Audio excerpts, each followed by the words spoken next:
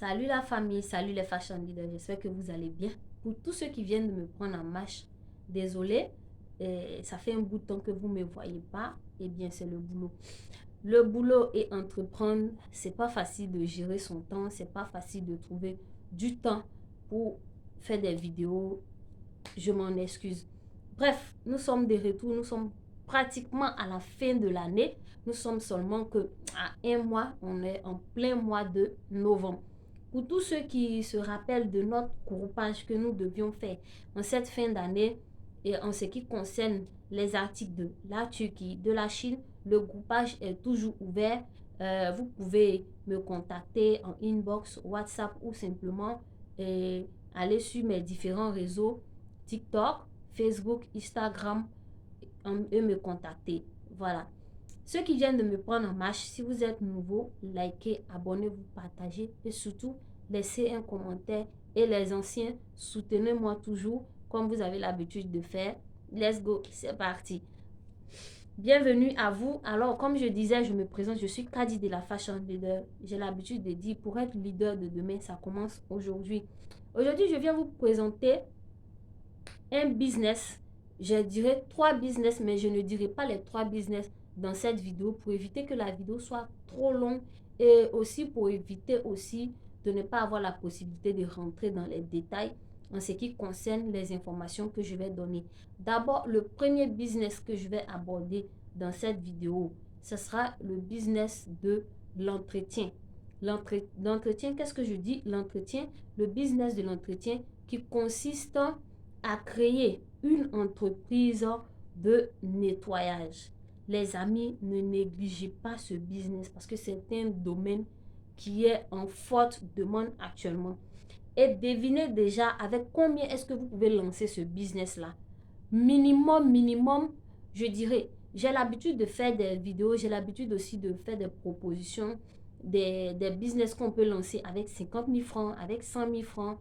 Mais là, ce business, je dirais que il est un peu élevé, mais pas aussi élevé que ça parce que nous savons que notre jeunesse, nous, la jeunesse africaine, on a le moyen d'avoir cette somme. Et cette somme, ne serait-ce que 250 000 francs. Avec 250 000 francs, vous pouvez vous lancer dans ce business, le business de l'entretien. Qu'est-ce que ça consiste en quoi au juste?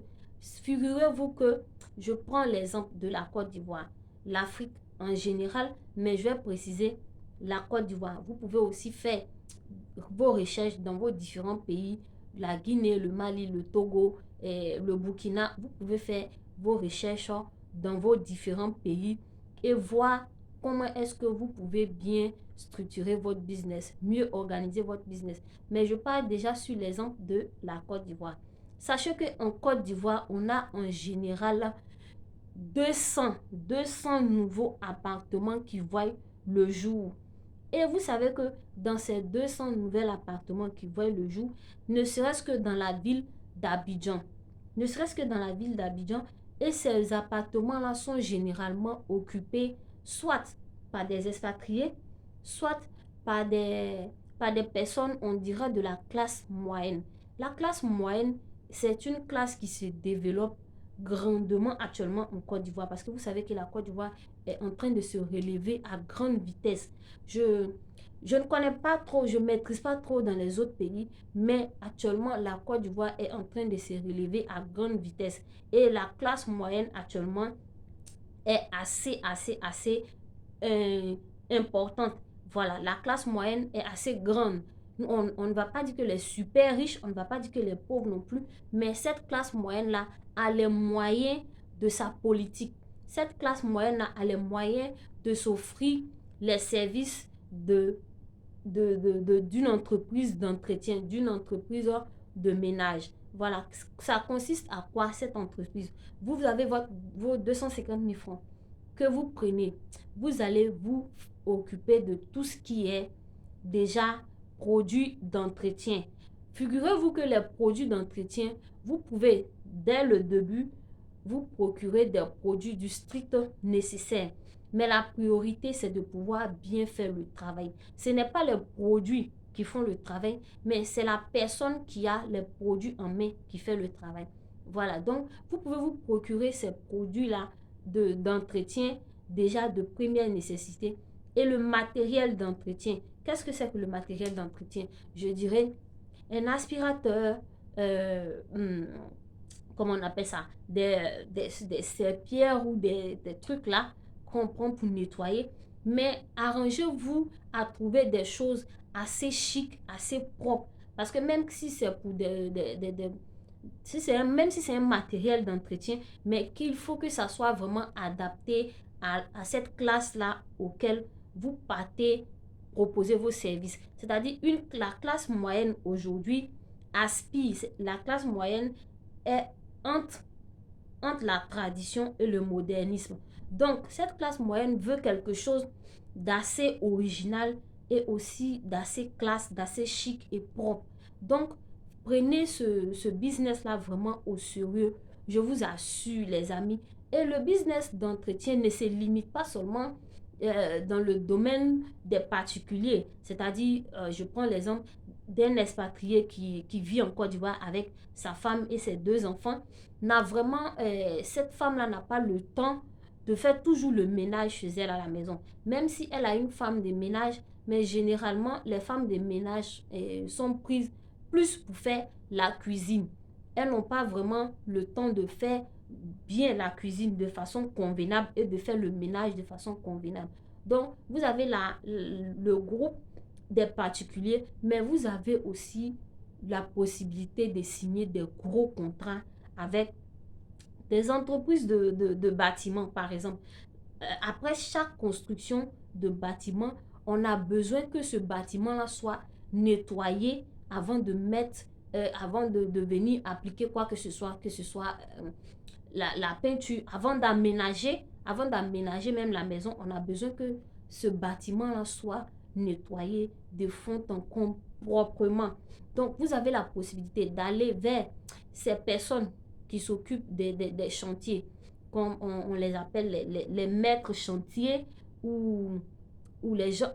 Vous comprenez déjà, bref, je ne suis pas une professionnelle des chantiers, mais je vous donne déjà les pistes sur lesquelles vous pouvez aller trouver vos marchés. Faites vos recherches, allez vers ces personnes-là qui construisent les bâtiments, qui occupent déjà les bâtiments, allez vers les concierges, allez vers les gérants, allez même vers les gardiens et renseignez-vous auprès d'eux. Est-ce qu'il y a quelqu'un qui vient faire le ménage dans ce bâtiment-là? À quel rythme la personne vient? Et quand la personne vient avec quel genre de matériel? Allez vers les personnes aussi dans les restaurants. Voilà, parce que les restaurants, ils ont généralement des personnes qui viennent faire le ménage le matin avant que les clients ne viennent. Mais ce n'est pas des ménages de fond en comble, c'est-à-dire que l'entretien qui consiste à épurer les cuisinières, enlever tout ce qui est graisse d'huile, tout ce qui est graisse de friture, tout ça. Ces personnes-là, ces ménagères-là ne sont pas là pour ça. Donc, vous pouvez avoir tout ce lot-là dans votre entreprise. Vous prenez des personnes, des filles qui seront là pour faire l'entretien dans les maisons pour les particuliers et vous aurez aussi des personnes assez professionnelles pour faire l'entretien dans les bâtiments, l'entretien, pourquoi pas, dans les restaurants, dans les usines, sur les chantiers. Tout ça, c'est un marché vraiment énorme. Je vous assure qu'il suffit que vous ayez seulement 2 contrats par semaine ou que vous ayez seulement deux clients par jour, vous allez vous faire un max d'argent. Et figurez-vous que ce service-là est payé à l'heure. Une fois que l'agent d'entretien arrive chez vous, de 7h à 17h, il est payé en fonction de cette heure-là. À partir de 17h, ce sont des heures supplémentaires que vous allez appliquer sur le client qui a demandé vos services. Vous voyez, c'est vraiment un marché qui a vraiment du potentiel. Voilà, un marché qui a vraiment du potentiel. Je vous donne cette idée-là pour que vous puissiez vous lancer en cette fin d'année-là. Commencez déjà à proposer vos services aux gens. Commencez déjà à inspecter les lieux. Commencez déjà à rechercher vos marchés. Commencez déjà à trouver des prospects, à trouver des particuliers. Vous pouvez commencer par trouver des particuliers parce que trouver des particuliers, faire le ménage chez les particuliers, c'est encore plus facile que trouver des gros contrats sur des chantiers, des restaurants ou des usines. Mais le plus important, c'est de commencer. Le plus important, c'est le début. Ce n'est pas la fin. Le plus important, c'est le début. C'est le premier pas que vous faites. Et c'est ce début-là qui va vous emmener loin. Alors les amis, j'espère que la vidéo n'a pas été très longue. C'était juste là ma petite idée que j'avais à vous proposer après un long moment. On a toujours des idées, on a plein d'idées, mais on n'a pas toujours le temps de venir vous les proposer. Mais j'espère que vous avez aimé cette idée. J'espère que vous allez la mettre en pratique ou vous allez partager la vidéo à un frère qui va l'aimer, qui va la mettre en pratique. Parce qu'il faudrait que la jeunesse africaine se réveille. Il faudrait que la jeunesse africaine apprenne à se battre. Il faudrait que la jeunesse africaine apprenne à être maître d'elle-même. Parce que figurez-vous que tous ceux qui vont à l'aventure ne vivent pas le rêve qu'ils auraient voulu. Aujourd'hui, l'Afrique, c'est l'Eldorado de demain. Parce que l'Afrique qu'on voit aujourd'hui ne sera pas l'Afrique de 5 ans, ne sera pas la même Afrique de 10 ans. Lorsque nous, jeunes Africains, nous quittons le continent pour aller travailler dans les pays asiatiques, européens, américains, ces personnes-là, ils ont une technologie tellement avancée qu'ils voient déjà dans 10 ans, dans 5 ans, ce que l'Afrique va devenir, que nous-mêmes Africains, nous-mêmes jeunesse africains, on n'a pas encore vu. Et figurez-vous qu'on fait une sorte d'inverse. Lorsque nous quittons notre continent, eux, ils viennent sur notre continent parce qu'ils veulent être les premiers à occuper les places, à occuper l'espace, à occuper toutes ces stratégies, toutes ces idées et toutes ces entreprises que nous, Africains, nous devons créer. C'est eux qui vont venir occuper ça. Pendant ce temps, nous allons ramasser le SMIC en France ou aux États-Unis ou ailleurs. Le temps de revenir en Afrique, revenir investir, on n'a pratiquement plus de bonnes terres, on n'a pratiquement plus de circuits personnels pour nous installer. Donc, c'est maintenant que nous devons nous battre, c'est maintenant que nous devons conquérir nos terres, conquérir nos sociétés, conquérir nos espaces. J'espère ne pas avoir été long, vraiment. Vous savez, l'entrepreneuriat, c'est quelque chose de passionnant. Si on n'a pas la passion, on ne peut pas entreprendre. Je vous laisse. Je vous dis à demain pour une prochaine vidéo. Je vais faire 3 vidéos successives comme ça et pour vous donner toutes les idées que j'ai eues, toutes les informations que j'ai eues aussi. N'hésitez pas à aller checker sur Facebook, sur Google, aller chercher des informations, aller vérifier certaines choses pour vous donner une idée de ce que vous voulez faire. Quand on donne les idées comme ça, c'est pour vous donner des pistes, que vous puissiez avoir au moins les bases de ce que vous voulez faire, parce que souvent, c'est un peu difficile. Voilà. Les amis, c'était moi. Je vous dis à très bientôt. C'est moi, Kadi de la Fashion Leader. Pour être leader de demain, ça commence aujourd'hui. Alors, battons-nous pour l'Afrique de demain. Ciao.